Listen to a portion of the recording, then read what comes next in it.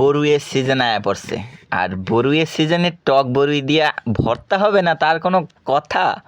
এই যে এখন বরুইয়ের ভর্তা বানাবো। দেখেন বরুই ছেঁচা নিয়ে আইছি, আর ওর ভিতরে তেঁতুল মাখাইতেছি। হা হা, হয়ে গেছে আমাদের বরুই ভর্তা। এবার শুধু খাওয়ার পালা ভাই, যা ঘেরান আসতেছে না।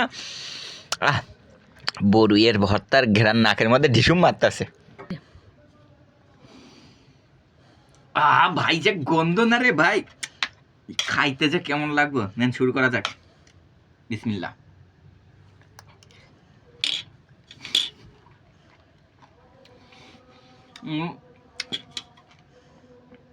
মনটা চাইতেছে গা শুধু উঠাই নি আই না খাওয়া ভর্তা বানাই আছি। যখন খাইতে মন চাইব ভাত খাওয়া বাদ দিয়ে বরুই ভর্তাই খাবো সবসময়। বেশি যেমন সুন্দর গন্ধ অমন খাইতে মজা সেই হয়।